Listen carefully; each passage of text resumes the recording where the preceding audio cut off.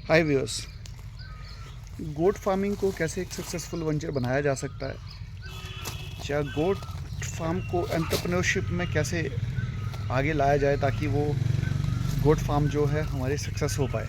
क्योंकि this is also wonderful entrepreneurship format जिस पे अच्छे से काम करके अच्छा खासा मुनाफा कमाया जा सकता है। तो सबसे इम्पोर्टेंट चीज़ रहती है ब्रीड।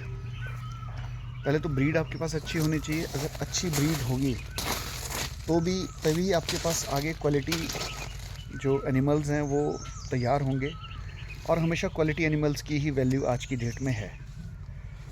क्वालिटी एनिमल्स का मतलब आप दो तरह से समझ सकते हैं, एक तो ब्रीडिंग पर्पस और secondly good weight gain in less time with efficient FCR. मतलब कम टाइम में अच्छा वेट गेन करें, प्लस जो वेट गेन है वो कम टाइम में हो। ऐसा नहीं है कि आपका जो बक है वो आप 40 kg 50 kg उसको कर रहे हैं, बट वो आपका जो टाइम टेकिंग है वो टाइम ले रहा है 1.5 साल या 2 साल उस वेट को गेन करने के लिए। तो ये कुछ चीज़ें महत्वपूर्ण चीज़ें हैं जिनके ऊपर हम लोगों को ध्यान रख के गोट फार्मिंग को करना चाहिए। तो ब्रीड सिलेक्शन आप कर सकते हैं। जो टेंटिव बहुत सारी ब्रीड्स इंडिया में है जो अपने वेदर आपके पास जो अवेलेबिलिटी है उस ब्रीड को आप चूज़ कर सकते हैं। और उस ब्रीड में भी आपको जो सिलेक्शन है वो इस तरह से करना होता है कि जब गोट ने बच्चा दिया उसका बर्थ वेट कितना है, मैक्सिमम बर्थ वेट है, और ट्विन्स हैं, ट्रिपलेट्स हैं या सिंगल किडिंग है। तो उस तरह से सिलेक्शन करके आपको एनिमल्स को रोकना होता है। और उसी बेसिस पे आगे आपको अपने फार्म में जो ब्रीडिंग स्टॉक है, ब्रीडिंग पहले तो हम लोगों को ये समझना सबसे ज़रूरी है कि आपके पास ब्रीडिंग स्टॉक है या नहीं है। ब्रीडिंग स्टॉक अगर आपके पास अच्छा होगा तो अनडाउटेडली डाउन द लाइन आपके पास जो एनिमल्स होंगे जो तैयार होके आएंगे वो भी अच्छे ही होंगे और अच्छा वेट गेन करेंगे।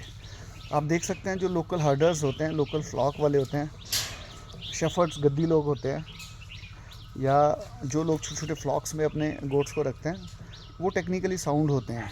उनका ज़ीरो मेंटेनेंस पे ये धंधा चलता है और वो सक्सेसफुली इस बिज़नेस को कर भी रहे होते हैं।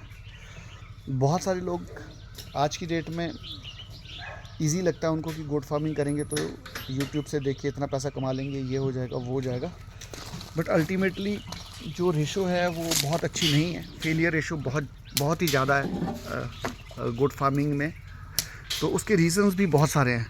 एक तो हम लोगों को प्रॉपर नॉलेज नहीं होती, और जब हम लोग बिना नॉलेज के काम करते हैं तो वो उतना फ्रूटफुल नहीं रहता है। तो breed selection is very important. किसी भी ब्रीड के ऊपर आप काम करिए तो आपको ज़्यादा बॉडी वेट के जो एनिमल्स हैं वो लेने हैं जिनका बॉडी टाइप अच्छा हो, और अपने जो आपका पर्टिकुलर एरिया उस हिसाब से आप ब्रीड सिलेक्शन कर सकते हैं। तो सबसे इम्पोर्टेंट होता है ब्रीड। ब्रीड के बाद आता है आपका फीड मैनेजमेंट। फीड मैनेजमेंट अगर आपकी कितनी भी अच्छी ब्रीड होगी और फीड मैनेजमेंट अगर आपका अच्छा नहीं होगा तो आपका कोई फ़ायदा नहीं होने वाला है। ब्रीड तभी परफॉर्म करेगी जब वो अच्छा खाएगी, और अच्छा फीडिंग मैनेजमेंट नहीं होगा तो सब ज़ीरो है। और लास्ट में आता है हाउसिंग। हाउसिंग आपको कोई बहुत फैंसी हाउसिंग नहीं करनी, बहुत ज़्यादा पैसा खर्च नहीं करना है। मैं तो यही कहूँगा कि आप मिनिमल से शुरू करिए, और फिर जब आपको एक्सपीरियंस गेन होता रहेगा तो आप फिर डाउन द लाइन उस चीज़ को पक्का कर सकते हैं। या आपको लगता है कि नहीं अब मैं इस चीज़ों को सीख चुका हूँ, तो आप अच्छी हाउसिंग पे भी जा सकते हैं। तो ब्रीड, फीड और हाउसिंग, ये ही 3 चीज़ें हैं। बाकी कुछ खास समझने की ज़रूरत नहीं रहती है।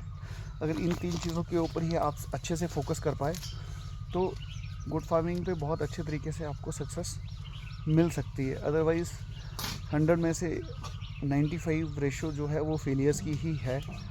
तो हम लोगों को ध्यान रखना है, पहले ब्रीड सिलेक्शन करनी है, और ब्रीड से पहले फीड एंड फॉडर का मैनेजमेंट बहुत ही ज़रूरी है, क्योंकि वो रेकरिंग कॉस्ट है। वो गोट्स तो आप एक बार परचेज़ कर लोगे, बट फीड आपको हर महीने ही लानी है।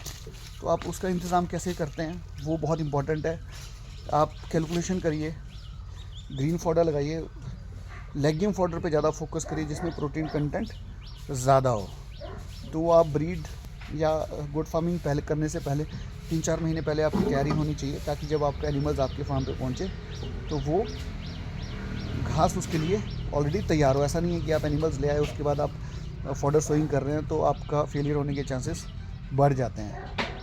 फेलियर नहीं भी होते हैं तो आप अगर ख़रीद के ही सब कुछ लाते हो तब भी आपके जो रेकरिंग कॉस्ट है वो बहुत ज़्यादा हो जाती है। तो रेकरिंग कॉस्ट को मिनिमाइज़ करना सबसे इम्पोर्टेंट है।